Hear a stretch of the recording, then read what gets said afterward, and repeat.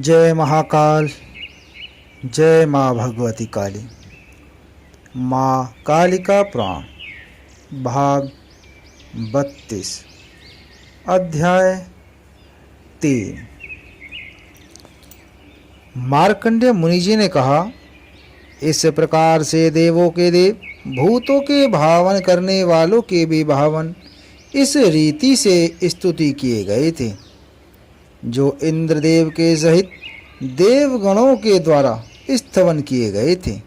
मेघ के समान ध्वनि वाले प्रभु ने उन सब से कहा था। श्री भगवान ने कहा, जिस प्रयोजन की सिद्धि के लिए आप लोग यहाँ पर समागत हुए हैं, अथवा जो भी कुछ भय आपको हुआ है, अथवा वहाँ पर जो भी कुछ कार्य मुझे शीघ्र करना चाहिए, हे देवों, वह शीघ्र ही मुझे बतलाइए। देवों ने कहा, यह पौत्री अर्थात यज्ञ वाराह से क्रीड़ा से यह वसुधा अर्थात पृथ्वी नित्य विकीर्ण हो रही है और सभी लोक विशेष रूप से क्षुब्ध हो रहे हैं और वह उपसांत्वना प्राप्त नहीं कर रहे हैं। जिस प्रकार से सूखा हुआ तुम्बी का फल धातों से जर्जरता को प्राप्त हो जाता है, ठीक उसी भांति यह भूमि यज्ञ वाराह के खुरों के प्रहारों से जर्जरित हो गई है। उसके जो 3 कालाग्नि के तेज से समान पुत्र हैं, जिनके नाम सुव्रत, कनक और घोर हैं, उनके द्वारा भी यह संपूर्ण जगत आपतित हो रहा है। उनकी करदम लीलाओं से हे जगतों के पति, मानस आदि सब सरोवर भग्न हो गए हैं और अभी भी प्राकृतिक स्वरूप को प्राप्त नहीं होते हैं। महान बल वाले उनके द्वारा मंदार आदि देवों के तरु भग्न कर दिए गए हैं। हे देव, वे आज तक भी प्ररोह को प्राप्त नहीं हो रहे हैं। जिस समय से वे सुव्रत प्रभृति तीनों त्रिकूट पर्वत पर समारोहण किया करते हैं, हे महाबाहो, वहाँ से वे प्लुति करके क्षीर सागर में गिर जाया करते हैं। उस समय में क्षोभ को प्राप्त हुए सागर के जल के समुदायों से यह संपूर्ण भूमि प्लावित हो जाया करती है। उस समय में सभी मनुष्य उत्प्लवन को प्राप्त हो जाते हैं, अर्थात जल से निमग्न हो जाया करते हैं और 10 दिशाओं में जहाँ कभी भी जीवन की रक्षा करते हुए परिभ्रमण करने लगते हैं।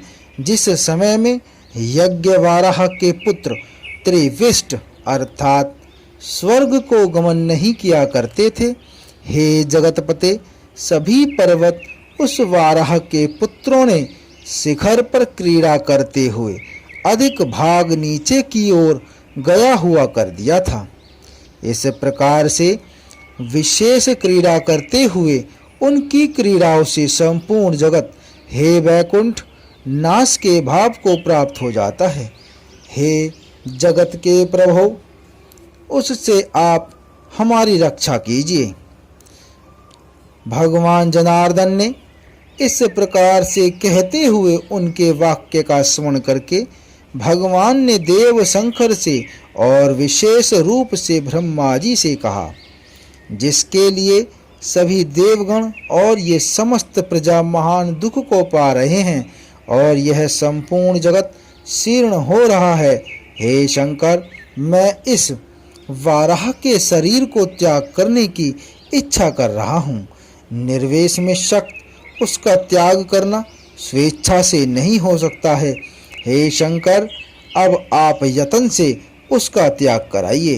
हे ब्राह्मण, आप भी अपने नेत्रों से पुनः समर के विनाशक शिव को आप व्याप्ति कीजिए तथा सब देवगण भी शंकर को आप्यादित करें कि वे इस पौत्री का हनन करने को उद्यत हो जाएं। रजस्वला के संसर्ग से तथा विप्रगण के मारने से यह शरीर पापों के करने वाला हो गया है। इस समय में उसका त्याग करना युक्त होता है। यह पाप प्रायश्चितों के द्वारा ही दूर होता है, अतएव मैं प्रायश्चित करूँगा। उसके लिए मेरा शरीर यत्न से साम्यता को प्राप्त हो। मुझे सदा ही प्रजा का पालन करना ही चाहिए। वह प्रजा नित्य ही दुखित हुआ करती है और वह मेरे ही द्वारा दुखित हो रही है, अतएव प्रजा की भलाई के लिए मैं शरीर का त्याग कर दूंगा।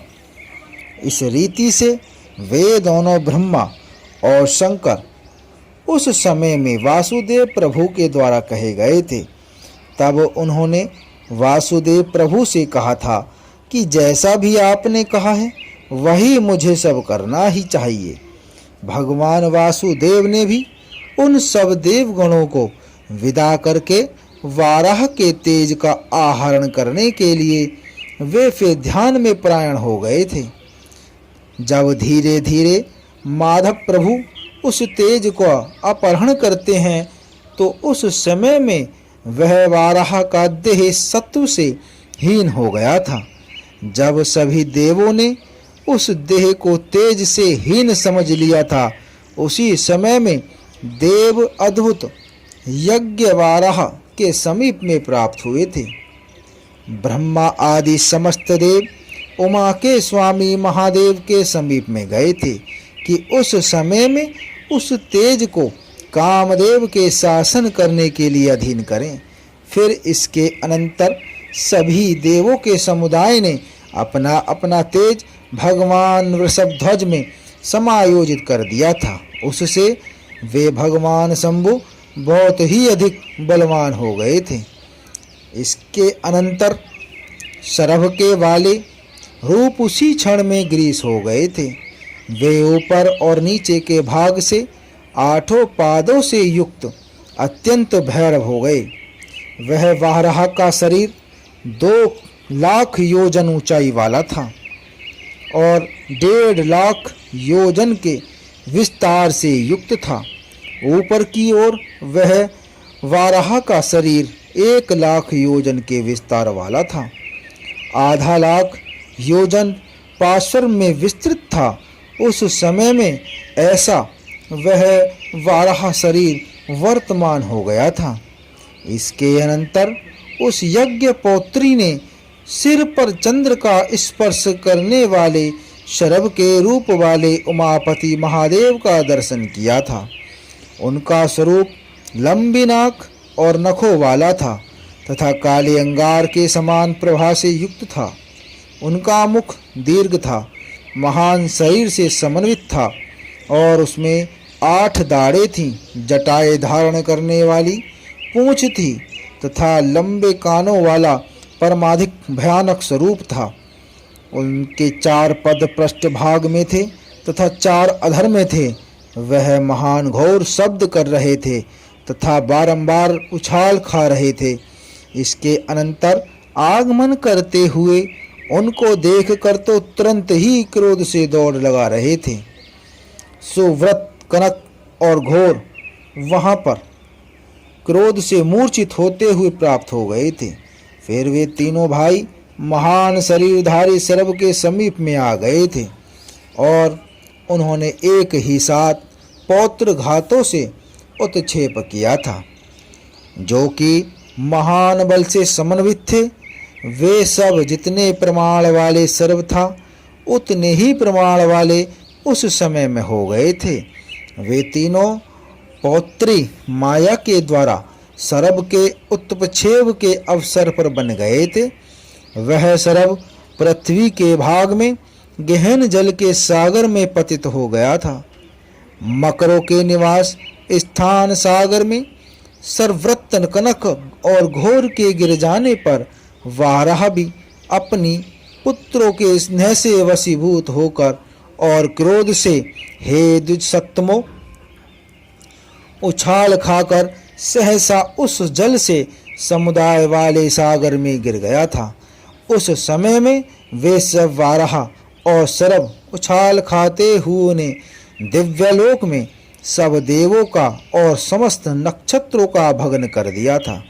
उनमें कुछ देवगण तो निहित हो गए थे और कुछ भूमि में नियति हो गए थे, और उनमें कुछ देव ज्ञान से समन्वित थे जो महरलोक का समुपाश्रय ग्रहण करके वहां पर स्थित हो गए थे। हे द्विज श्रेष्ठो, नक्षत्र विमान से महिबल में पतित हो गए थे। वे सब ज्वालाओं की मालाओं से समाकुल दिखलाई दे रहे थे। उनके उत्पतन में जो वेग था वह बहुत ही अधिक दारुण था। उनसे अत्यधिक वेग वाला वायु उत्पन्न हो गया था जो बहुत ही अधिक दारुण था। उस वायु से प्रेरित हुए पर्वत पृथ्वी तल में गिर गए थे और कुछ पर्वत पुनः ही पर्वतों में पतित हो गए थे। वह वृक्षों का और जंतुओं का विभर्जित करके बारंबार निपातित हो गए थे। कुछ तो पर्वतों के आघातों से महितल में नृत्यमान हो रहे थे।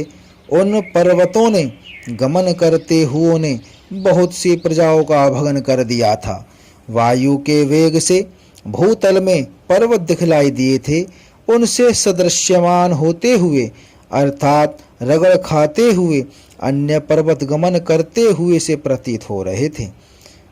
अम्भे निधि में पतित हुए वाराहों से और सरब से दिखाई दे रहे थे। महान ऊंचे पर्वतों से जल की राशियां उत्क्षिप्त हो गई थीं। एक ही क्षण में सब सागर बिना जल वाले हो गए थे, क्योंकि वे सब जल की राशियों समुद्र विक्षिप्त होकर पृथ्वी जल में समागत हो गई थी। उत्प्लावित हुई समस्त प्रजा एक ही क्षण में क्षय को प्राप्त हो गई थी। प्लवमान होती हुई अर्थात डुबकियां खाती हुई प्रजा सभी ओर से क्रियमाण हो गई थी। उस समय में बहुत ही अधिक करुण दृश्य हो गया था। मरने वाले लोग परस्पर में विलाप कर रहे थे। कुछ लोग कह रहे थे, हा पिता, हा माता, हा तात, हा सुता। इस प्रकार से कहते हुए परमभीत और आर्त मनुष्य करुणापूर्वक विलाप कर रहे थे।